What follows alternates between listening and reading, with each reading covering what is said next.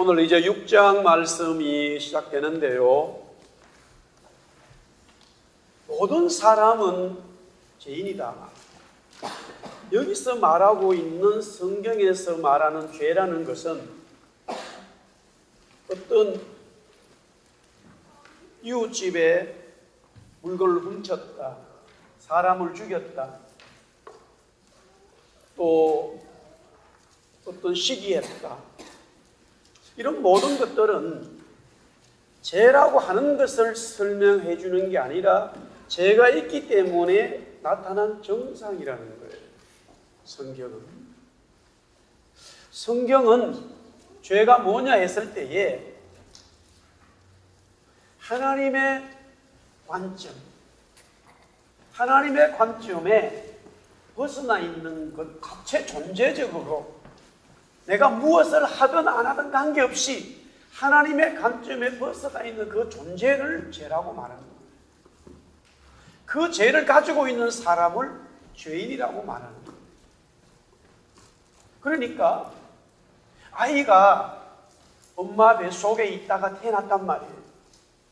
아직까지 엄마의 젖을 물지도 않았어요. 그러나 성경은 말하기를 그 아이 역시 죄인이라. 왜? 하나님의 관점에서 이미 인간 자체가 누구든 어떻게 태어나든 아담의 후손은 이 세상에 태어나는 모든 사람은 다 죄의 속성을 가지고 있기 때문에 그 사람을 가리켜 죄인이라고 말하는 거예요. 이게 성경이 말하는 죄라는 개념이에요. 그래서 누구도 어떤 사람도 그 죄를 해결할 수 없기 때문에 남자에 의해서 온 이 세상의 모든 사람은 아담의 후손은 그 누구도 죄를 해결할 수 없다. 그래서 하나님 자신이 사람이 되어서 여자의 몸을 입고 여자의 후손으로 오셔서 제2의 아담이 되어서 이 세상의 모든 죄를 해결하셨다. 이 사실을, 이 진리를, 이 행위를, 하나님의 행위, 하나님의 사랑, 하나님의 이 십자가의 죽으심 그리스도가 이것을 내가 믿게 됨으로써 죄인에서 의인이 되고 하나님과 원수되었다가 이제는 화목하게 되는 하나님의 은혜가 있다. 이게 성경이 말하는 진리예요. 그래서 그때부터 우리 속에는 성령님이라고 하는 그리스도의 영, 진리의 영, 하나님의 영이신 성령이 그 그리스도가 나를 위해서 죽으셨다라고 하는 하나님의 사랑의 이 은혜를 받아들임과 동시에 성령이 우리 속에 좌정하셔서 우리는 그때부터 이제는 하나님이 원하시는, 성령님이 원하시는 그 열매를 맺어가고 있다. 그것을 어려운 말로 주님을 닮아간다, 하나님의 사람으로 자라간다, 성화라고 하는 거예요. 구원받은 하나님의 사람들이 그때부터 성령의 인도하심을 받아서 하나님이 원하시는 성령의 열매를 맺어가는 것, 그것이 바로 성화라는 거예요. 그러면 어떻게 그것이 우리에게 이루어질 수 있었는가? 구원받았다는 것인데 그것을 다른 말로 오늘 또 6장에는 바울이 연합이라고 하는 말을 사용합니다. 자, 우리 6장 5절 다시 한번 보겠습니다. 6장 5절 다 같이 시작.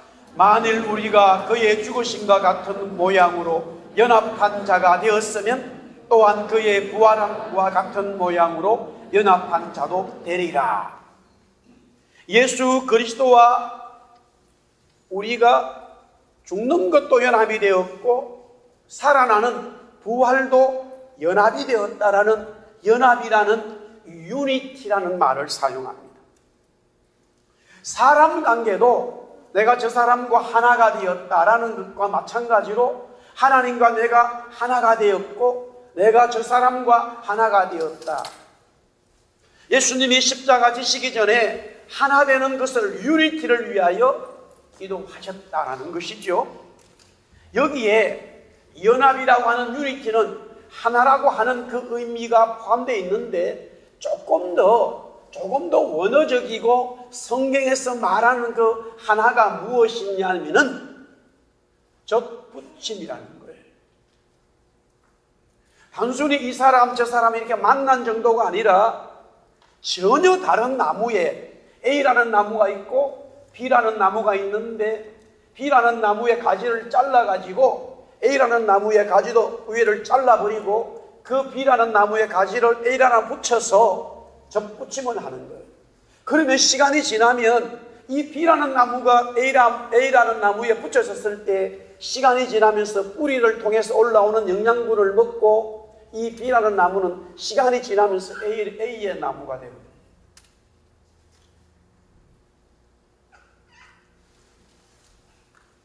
우리 어릴 때 어른들이 접붙임하는 접붙임하는 나무를 많이 보았어요. 그런데 어떤 제 친구가 이렇게 말한 적이 있어요. 친구들아, 제주도 가면 감나무, 감귤나무가 많은데 엄청 우리 어릴 때 비쌌어요. 생자나무를 감귤나무에 붙이면 감귤이 된다 그러더라고요. 근데 정말로 믿었어요, 그거를. 여러분들 잘 이해하시지 못한 무슨 말, 생자나무 알아요? 몰라요? 생자나무를 모르니까 감귤나무도 모르겠네. 생자나무는 가시가 있고요. 그 열매가 노란 게 달려요. 가을에. 탁구공만한 노란 열매가 달려요. 그게 제주도 가면 감귤나무가 된다는 거예요. 순진했죠. 아무거나 접붙여서 되는 건 아니지만 접붙인다는 그 개념이 뭐냐면은 다른 나무를 잘라서 다른 나무에다 붙이는 거예요. 여기서 연합이라고 하는 것은 그냥 하나님하고 나하고 이렇게 그냥 만났다는 개념이 아니에요. 그리스도의 나무인 가지를, 그리스도의 나무의 일부를 완전히 잘라버리고 우리는 살아있는데 내 가지를 거기다가 그리스도의 나무에다가 붙인 거예요. 그래서 시간이 지나면서 그리스도의 나무의 열매가 열리는 거예요. 이게 바로 바울이 말하는 연합, 접붙임이라고 하는 말이에요. 그래서 이 연합을 설명하면서 그 연합이 어떻게 이루어졌는가, 어떻게 설명할 것인가, 로마에 있는 성도들뿐만이 아니라 그 시대에 이 복음을 읽는 모든 사람들이 이해할 수 있는 두 가지 사건을 들어서 두 가지를 통해서 설명을 하는데, 그 첫 번째는 바로 세례라고 하는 것으로 설명하고, 두 번째는 로마가 집행하고 있는 십자가를 통해서 설명을 하고 있어요. 자, 우리 요한복음 15장 4절에서 5절에 보니까 내 안에 거하라, 나도 너희 안에 거하리라. 가지가 포도나무에 붙어 있지 아니하면 스스로 열매를 맺을 수 없음같이 너희도 내 안에 있지 아니하면 그러하리라. 나는 포도나무요 너희는 가지라. 그가 내 안에 내가 그 안에 거하면 사람이 열매를 많이 맺나니 나를 떠나서는 너희가 아무것도 할 수 없다. 포도나무는 다른 열매를 맺는 나무들과 여러 가지 차이가 있습니다. 나무를 본다 그러면은 우리가 아는 대로 그 포도나무는 굉장히 꾸불렁꾸불렁합니다. 그리고 겨울이 되면은 가지가 없습니다. 다 잘려나갑니다. 말라 비틀어 쭉 떨어지고 없어져 버려요. 그래서 겨울에 포도나무를 보면 그냥 나무만 조금 나와 있어요. 그래서 저 나무가 정말 저 나무에서 많은 이 포도가 달리겠는가, 그런 우리의 의문을 품고 있습니다만은 봄이 되면 그 가지에서 새파란 그 나무에서 가지들이 나와가지고 그 가지들이 막 줄기를 타고 막 뻗어나갑니다. 여름이 되면은 계속 뻗어나갑니다. 그러는 중에 포도 열매가 좀 달리고 그것이 막 가을 되면은 시커먼 포도들이 달리게 됩니다. 보통 나무들은 그 가지들이 그대로 있습니다. 그러나 포도나무는 가지가 열매를 맺고 나면 또 다 잘라져 가고 없어져 버립니다. 또 봄에 새로 납니다. 그리고 이 포도나무는 정말로 열매를 맺지 않는 것이라면은 이 포도나무는 아무 가치가 없습니다. 목재로 쓸 수도 없고 무언가를 만들어 쓸 수 있는 나무가 아닙니다. 정말로 이 포도나무가 죽어버린다면, 쓸 수 없다면 그냥 불에 태워버리는 수밖에 없습니다. 적절한 표현입니다. 예수님이 포도나무라고 하는 것은 세상의 사람들이 예수님을 주목할 만한 그런 어떤 것을 발견을 못합니다. 정말로 예수님이 하나님의 아들인 것을 발견하기가 쉽지 않습니다. 그런데 그 예수님에게 붙기만 한다면, 그 예수님에게 붙어 있다면, 어떤 사람도 예수님에게 붙어 있다면 놀라운 열매를 맺기 시작합니다. 이것을 가르쳐 성령님의 열매라고 말합니다. 할렐루야. 그래서 바울은 같은 이야기를 로마서 11장 17절부터 19절에 말하고 있습니다. 오늘 연합이라고 하는 단어를 11장에 와가지고는 접붙임이라고 하는 것을 아예 설명합니다. 또한 가지 얼마가 꺾이었는데 돌감람나무의 네가 그들 중에 접붙임이 되어 참감람나무 뿌리의 진액을 함께 받는 자가 되었은즉 그 가지들을 향하여 자랑하지 말라. 자랑할지라도 네가 뿌리를 보존하는 것이 아니요 뿌리가 너를 보존하는 것이니라. 그러면 네 말이 가지들이 꺾인 것은 나로 접붙임을 받게 하려 함이라. 아멘. 뿌리는, 나무는 그리스도라는 거예요. 그래서 우리가 그리스도에게 접붙임을 당했을 때에, 접붙임을 하게 되면은 그때부터 가진 우리들에게 하나님이 원하시는 성령님의 열매가 맺어져 간다는 것이에요.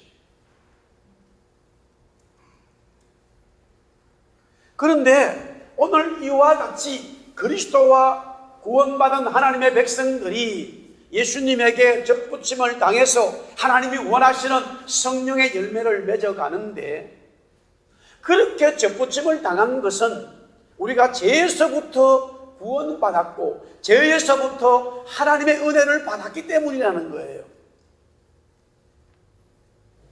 우리가 6장 1절 2절 말씀을 우리 다시 한번 읽어볼까요? 다 같이 우리 한번 크게 읽습니다. 시작. 그런즉 우리가 무슨 말을 하리요? 은혜를 더하게 하려고 죄에 거하겠느냐? 그럴 수 없느니라. 죄에 대하여 죽은 우리가 어찌 그 가운데 더 살리요? 분명히 저와 여러분이 구원받은 것은 죄에서 구원받은 거예요. 죄가 있었기 때문에, 죄인이기 때문에, 하나님과 원수 되었기 때문에 하나님의 은혜를 받은 거예요. 그런데 혹이라도 내가 죄로부터 은혜 받았기 때문에 하나님의 은혜를 더 받으려고 내가 죄에 거하는 것이 마땅하지 않는가라는 생각을 할 수 있는데, 그것은 아니라는 거예요. 내가, 여러분들이, 우리 누구든지 죄에서부터 구원받고 하나님의 은혜를 받은 것은 분명하지만, 하나님의 은혜를 더 많이 누리기 위하여 죄 속에 거할 수 있는 것이 아니라 하나님의 은혜를 더 많이 누리기 위하여선 그리스도인 예수님에게 붙어 있어야 된다는 거예요. 할렐루야. 그러면 더 많은 성령의 열매, 정말 은혜를 맺어간다는 거예요. 어떤 며느리가 예수를 믿게 됐어요. 남편도 안 믿고, 시부모님도 믿지 않고, 삼촌들, 모든 가족과 친척들이 한 명도 안 믿어요. 이번에 그런 또 후배를, 목사님인데 만났어요. 자기 어머니가 그런 분이었다는 거예요. 혼자 예수를 믿었어요. 그리고는 아무도, 그 어려운 가운데 살아가는데 아무도 예수를 안 믿는데 자기 어머니 혼자 예수를 믿고, 남편을 예수 믿게 하고, 자녀들을 예수 믿게 하고, 시부모는 예수 믿게 하고, 그것도 자녀들을 목사로 만들고, 거기에 많은 눈물과 정말로 어려운 일이 있었지만 한 번도 불평하거나 어떤 일이 있어도 남편을 원망하거나 하지 않고 오히려 그런 일이 있을 때마다 기도하고 하나님 앞에 나아갔다는 거예요. 쫓겨나가기도 하고요, 구박도 받고요, 많은 어려움이 있었다는 거예요. 그러나 어머니는 늘 예수님의, 이 포도나무 예수님에게 붙어 있었다는 거예요. 제가 만난 이 후배 목사님이 대학을 졸업하고 어느 날 하나님 앞에 은혜를 받고, 내가 목사가 돼야 되겠다 라고 소명을 받았어요. 그래서 어머니가 이제 근사님인데, 어머니, 제가 목사가 되기로 결정했습니다. 하나님의 성령께서 나를 그렇게 홀링 소명을 주셨습니다. 부르셨습니다. 그때에 그 이야기를 들은 어머니가, 너가 목사 되려고 기도했다, 그래 따라오라 이거예요. 그래가지고 어머니를 따라갔어요. 집을 나와가지고 시내버스를 타고 어디로 가는 거예요. 어머니 어디 갑니까? 따라오면 안다. 그러니까 어느 기도원에 도착했어요. 기도원에 도착하니까 그때 자기는 20대인데 어머니 나이가 있잖아요. 그 산 꼭대기까지 올라가는데 얼마나 잘 올라가시는지, 그것도 기도원의 산 완전히 꼭대기까지 가더라는 거예요. 중간에 가다가 어머니 내가 너무 힘들다 그러니까, 야 젊은 애가 이것도 힘들어서 못 가면 목회 어떻게 하려고 그러냐. 그러면서 어머니가 앞에서 막 올라가요. 꼭대기 올라가니까 거기에 기도 자리가 있어요. 항상 어머니가 눈이 오나 비가 오나 바람이 부르나 가을이나 겨울이나 여름 봄 여름 가을 그 자리에서 기도를 하는 거예요. 내가 네한테 줄 수 있는 것은 다른 게 없고 이 기도 자리를 내가 네한테 준다. 아무도 아멘도 안 하고 남의 얘기니까.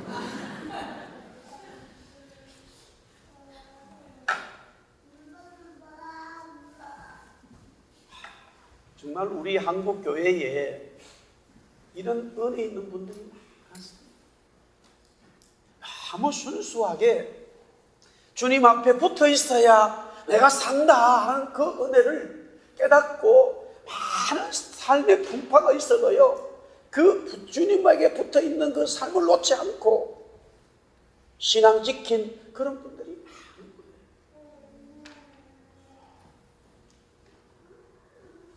그렇기 때문에 그렇게 주님으로부터 은혜를 받은 사람들이 더 은혜를 받으려고 죄에 거하는 것이 아니라 주님 품에, 주님 안에 더 거하게 하는 것이 성경에서 말씀하고 있다는 거예요.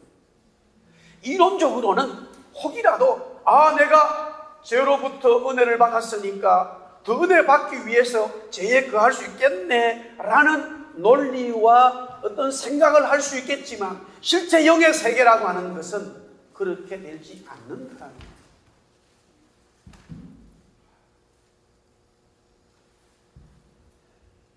바울은 계속해서 말씀합니다. 예수님과 구원받은 성도들이 연합되었다, 접붙임이 되었다. 그래서 하나님이 원하시는 열매를 맺어간다.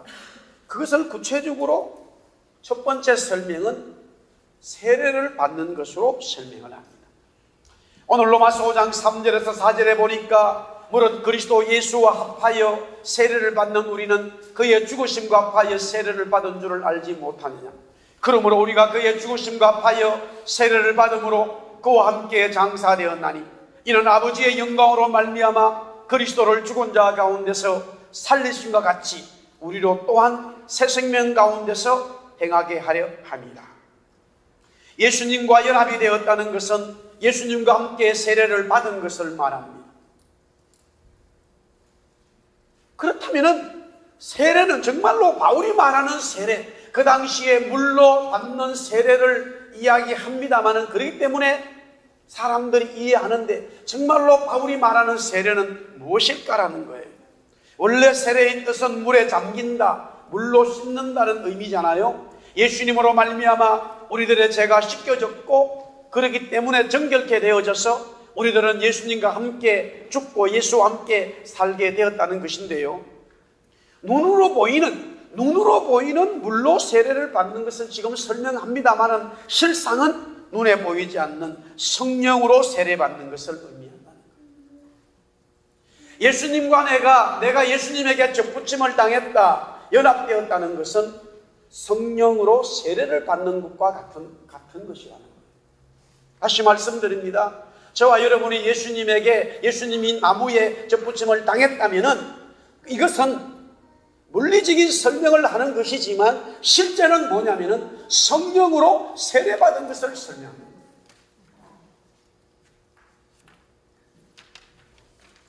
마태복음 3장 16절에 보니까 예수께서 세례를 받으시고 곧 물에서 올라오실 때 하늘이 열리고 하나님의 성령이 비둘기같이 내려 자기 위에 임했다.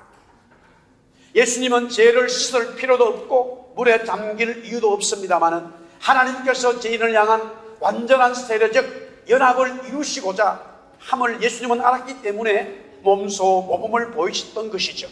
그러하기에 세례를 베풀었던 요한은 절대적으로 예수님에게 세례를 베풀 수 없고 오히려 자기가 세례를 받아야 한다고 했습니다.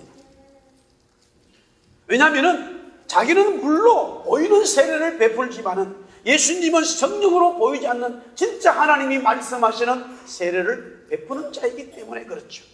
마가복음 1장 8절에 나는 너희에게 물로 세례를 베풀었거니와 그는 너희에게 성령으로 세례를 베푼다, 요한이 말했어요. 그러나 예수님은 요한에게 이렇게 말합니다. 너가 나에게 세례를 베풀어야, 우리 한번 따라하겠습니다. 하나님의 모든 의를 이룰 수 있다. 너무나 놀라운 말씀을 합니다. 예수님이 요한에게 말합니다. 너가 나에게 세례를 베풀어야 하나님의 완전한 의를 이룰 수 있다는 거예요. 그래서 요한은 예수님에게 세례를 베풀게 되는데요, 그때에 하늘이 열리고 하나님의 영이신 성령이 비둘기같이 예수님 위에 임했습니다. 성령으로 임한 세례죠. 그러므로 예수님의 사역은 성령으로 역사하는 세례의 사역이었습니다. 다시 말하면 성령으로 역사하는 연합이 시작되었다라는 것이죠. 제가 설명을 하겠습니다만, 우리가 남자 여자가 결혼을 합니다만 부부가 하나 되죠.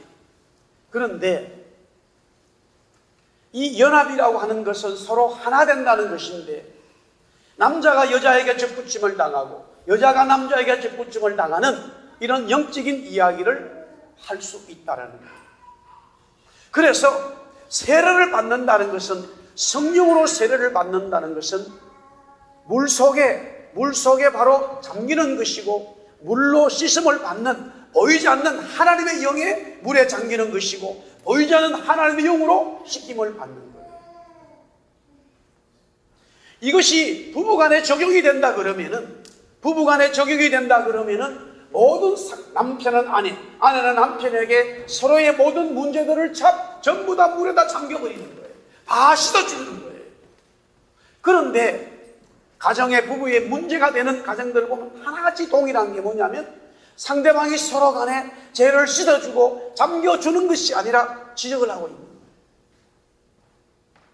항상 부부간의 문제는 여기에서 출발되어져 있습니다. 남편은 아내는 남편에게 그 모든 죄악과 모든 것들을 물로, 성령의 물로 잠기듯이 그것은 모든 허물과 모든 것들을 담아두는 거예요. 씻어주는 거예요. 그런데 그것이 불편해지고 그것이 자꾸 얘기하기 시작하게 되면은 그때부터 부부관계는 문제가 생기는 것이죠. 사도행전 1장 5절에 보니까 요한은 물로 세례를 베풀었지만은 너희는 몇 날이 못되어 성령으로 세례를 받는다, 주님 말씀하셨습니다. 사도행전 2장 38절에 베드로가 이르되 너희가 회개하여 각각 예수 그리스도 이름으로 세례를 받고 제사함을 받으라, 그리하면 성령을 선물로 받는다. 예수님 말씀대로 제자들은 눈에 보이지 않는 성령으로 세례받는 놀라운 은혜를 경험하게 됩니다. 성령으로 세례받은 사람만이, 성령으로 세례를 받은 사람만이 성령 세례를 이야기할 수 있어요. 성령으로 세례를 받지 못하면 물 세례는 이야기할 수 있겠지만은 성령 세례가 정말로 무엇인지는 모르는 거예요. 성령으로 세례를 받은 사람만이 성령의 세례를 이야기할 수 있는 거예요. 바울은 성령으로 세례를 받았어요. 바울은 예수 믿는 사람들을 죽이는 그와 같은 핍박자요 가해자였지만 그리스도로 말미암아 성령의 세례를 받았기 때문에 그가 그리스도와 함께 되는 이 접붙임을 당하는 것은 성령으로 세례를 받는 것이라는 것을 설명하고 있는 거예요. 그러므로 제가 이미 말씀을 드렸습니다만 우리 부부관계뿐만이 아니라 모든 수평적인 하나님의 은혜를 받은 사람들이 수평적인 관계에서 성령으로 세례받은 사람들은 모든 죄의 문제를 잠그는 거예요. 모든 죄의 문제를 씻어주는 거예요. 그러나 상대방의 죄를 들춰내고 상대방을 심판하고 재판하는 것은 성령 세례받은 사람들의 삶이 아니라는 거예요. 지금 한국 교회는 큰 문제에 부닥치기보다 뭐냐? 실제적으로 우리가 30년, 40년, 50년 전보다 우리 한국 사회가, 우리 한국 사람들의 삶이 너무 좋아졌습니다. 경제적으로 얼마나 풍성인지 모릅니다. 정말로 산골에 사는 사람들도요, 다 전기 있고 TV 있고 자동차 있고요, 정말 모든 삶을 누립니다. 그런데 하나님을 찾고 하나님 앞에 예배하고 하는 것들은 점점 줄어들 뿐만이 아니라 놀라운 것 하나 또 발견합니다. 국가든 교회든 사회든 학교든 모든 직장이든 전부 다 서로 간에 다른 사람들을 지적하는 천부적인 재능들이 지금 발동되고 있어요. 학교는 학교대로, 사회는 사회대로, 국가는 국가대로 남에 대해서 안 좋게 얘기하는 것은 너무너무 이야기 잘합니다. 그것이 사실이랄지라도 정말로 부모가 아니면 선생님이 아니면 목회자가 아니면 지도자들이 정말로 잘못된 일이 사실이라 할지라도 옛날에는 다 덮는 거였어요. 정말로 예수 믿는 사람들은 덮었어요. 우리의 민족의 스타일들은 덮지 않았어요. 그것을 갖다가 재판했습니다만 예수 믿는 사람들은 다 덮었습니다. 술을 먹고 자녀들을 패고 엄마를 괴롭혔던 아버지가 있었지만 예수 믿은 자녀들은 그 아버지의 모든 허물을 덮어버렸어요. 예수 믿는 정말로 성령 세례 받은 사람들은 남의 허물을 덮어나간다는 거예요. 할렐루야. 그러나 그 성령 세례 하나님 앞에 정말로 그리스도로 말미암아 접붙임을 따겠다는 이 은혜가 빠져나가기 시작하니까 그때부터는 다른 사람들을 비판하는 거예요. 자기 또 잘못하고 있는 것은 모르고요. 자기 자신은 보지 않아요.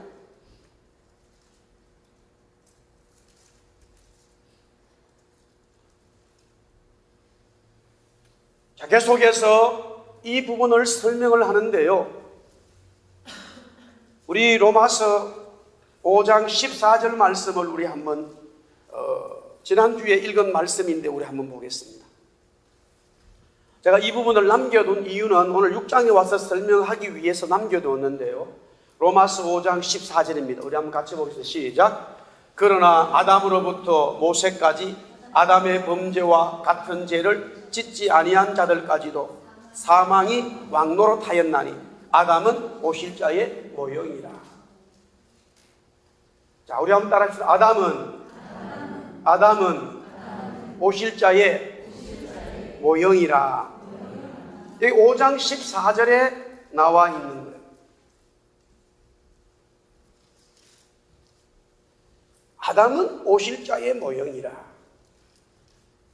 사실 바울이 이 표현을 한 것은 굉장히 중요한 설명을 하고자 함이었습니다. 자, 우리가 다시 하나님께서 아담과 이브를 만드신 것을 성경이 말하는 소리 한 번 더 보겠습니다. 흙으로 아담을 만들었어요. 그래서 하나님의 형상인 생명을 주셨습니다. 그래서 아담이 만들어졌어요. 창조되었어요. 그런데 아담이 혼자 있는 것을 보시고 하와를 만드실 때에 아담이 잠자고 있을 때에 아담의 갈비뼈를 취해가지고 하와를 만들었어요. 그래서 아담이 깨어났는데 하나님이 아담아 너와 함께하는 자다. 그러니까 아담이 하와를 보는 즉시 첫 번째 마디가 노래를 불렀는데 내 뼈 중에 뼈요 살 중에 살이라고 찬송을 했습니다.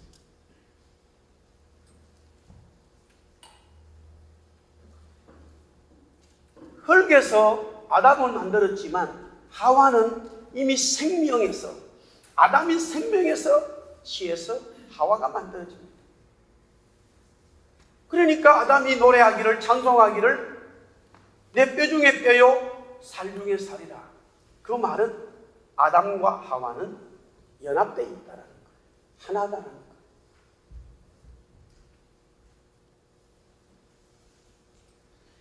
그런데 이것을 바울은 에베소서에 기가 막히게 해석을 하고 있습니다.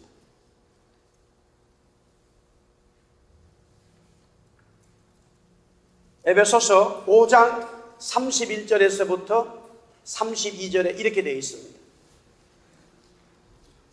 그러므로 사람이 부모를 떠나 그의 아내와 합하여 그 둘이 한 육체가 될지니 이 비밀이 크도다. 나는 그리스도와 교회에 대하여 말하노라. 이 말씀을 바울은 창세기를 통해서 인용하는데 창세기 2장 24절 말씀을 같이 한번 읽어보겠습니다. 창세기 2장 24절입니다. 다 같이 시작. 이러므로 남자가 부모를 떠나 그의 아내와 합하여 둘이 한 몸을 이룰지니라. 여기 보면은 아담과 하와가 합한다는 말이 있고 한 몸이 된다는 말이 있어요. 합한다, 한 몸이 된다. 이 말이 전부 다 하나 된다, 접붙임을 당했다.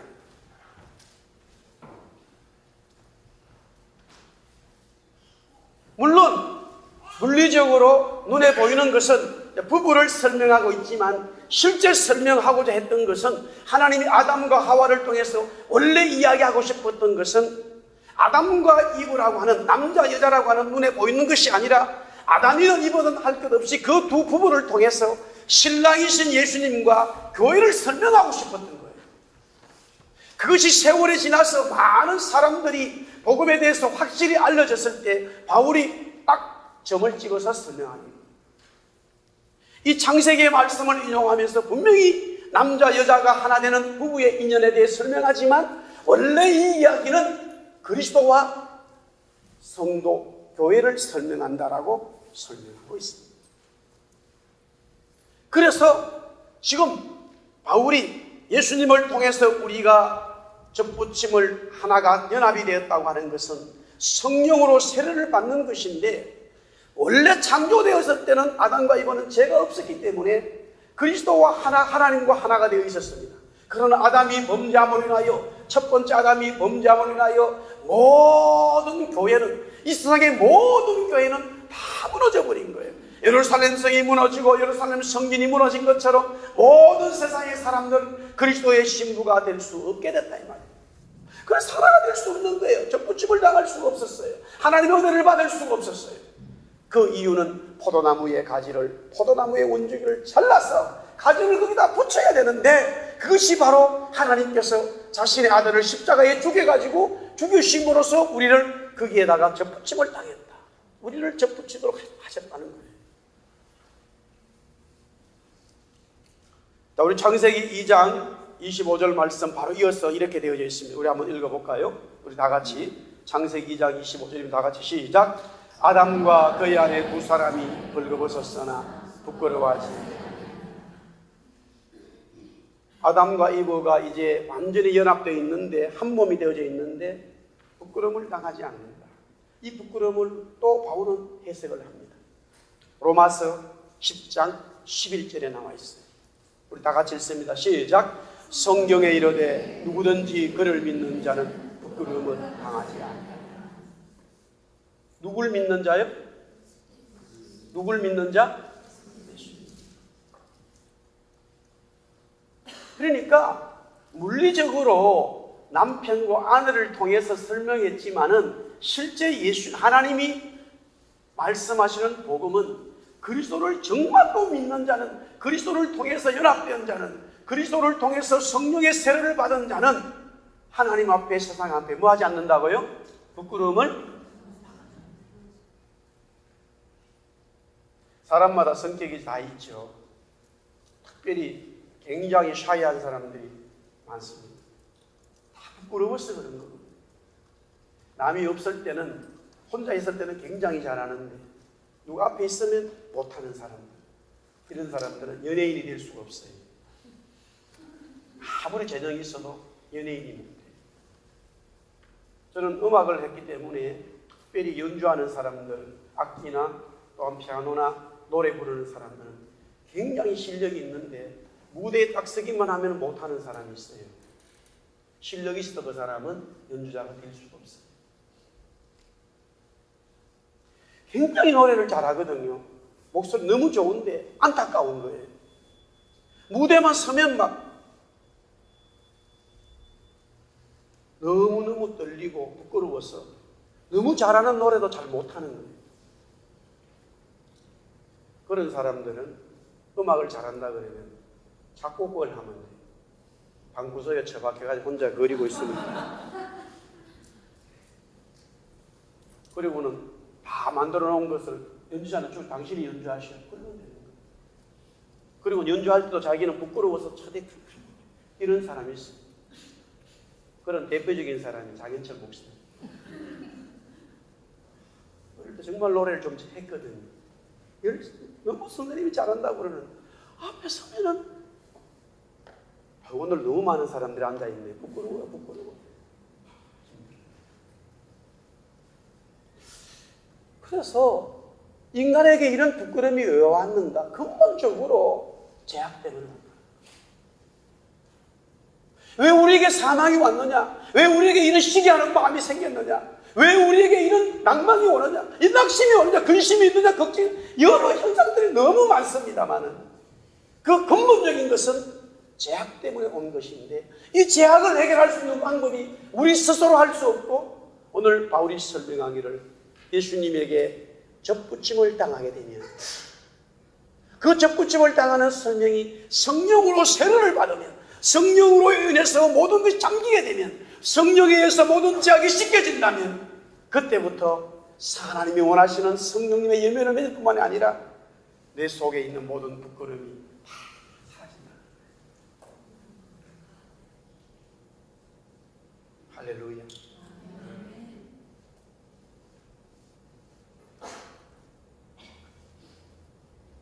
그래서 자유함이 온다. 예수님에게 접붙임을 당한 사람은 그때 접붙임을 당한 순간부터 자유함이 오는데 보세요. 시간이 많이 흘러야 접붙임을 당했을 때에 그 가지에서 이제 원래 인뿌리에서 올라오는 그 수분을 먹고 영양분을 먹고 원래 나무의 열매를 맺게 되는 적절한 표현입니다. 내 속에 그리스도로 말미암아 성령님이 와 계시지만은 여전히 육신의 소욕은 계속 있어요.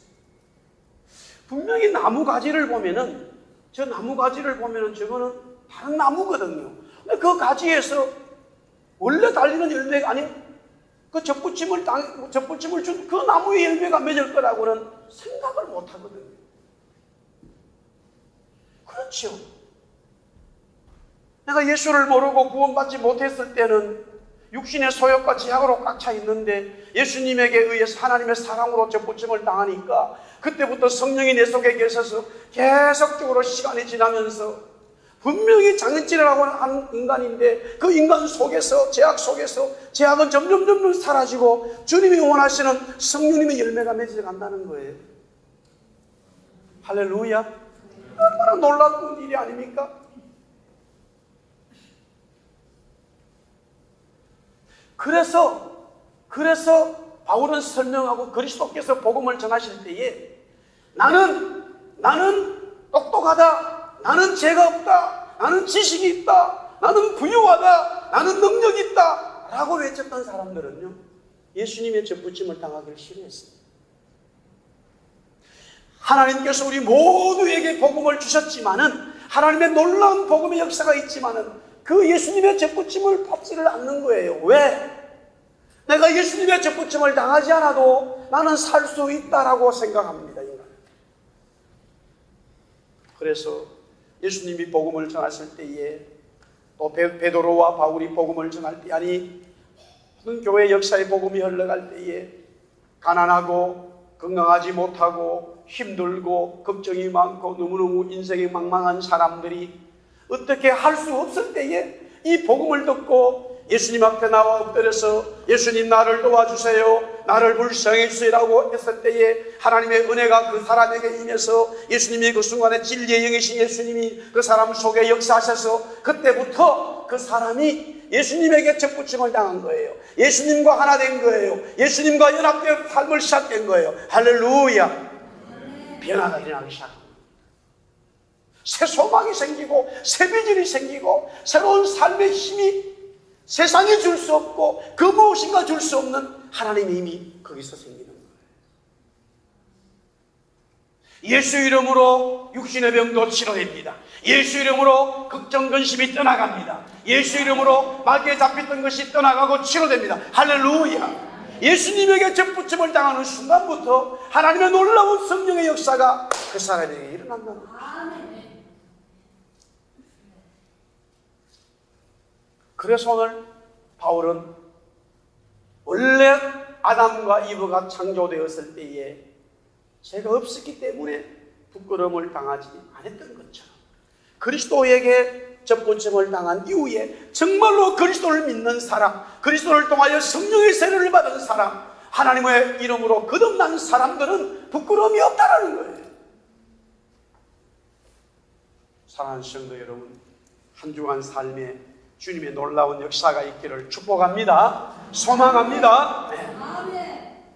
그 주님으로 말미암아 주님과 함께 접붙임을 당해서 하루하루 매일매일 주어진 삶에 성령의 열매가 맺어지기를 주님의 이름으로 축복합니다.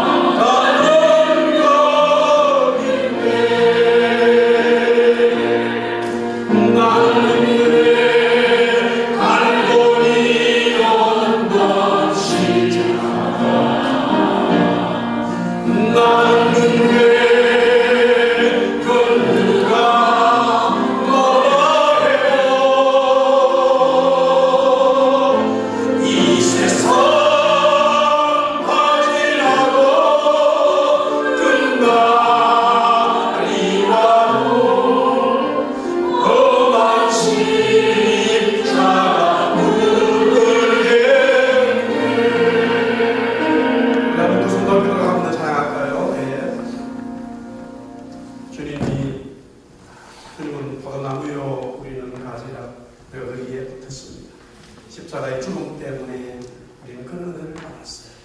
할렐루야. 우리의 삶에 여러분들 여러 가지 어려움들이 있습니까? 그 부끄러움이 나옵니다. 진짜 부끄러운 일은 어떤 게 부끄러운 자십니까? 하나님 앞에 섰을 때에 나는 너를 모른다. 너는 지옥 가야 한다. 나는 그 영혼이 부끄럽고 창피한 거예요. 돈이 없고 능력 없어 부끄러운 게 아닙니다. 하나님 앞에 인정받는 것은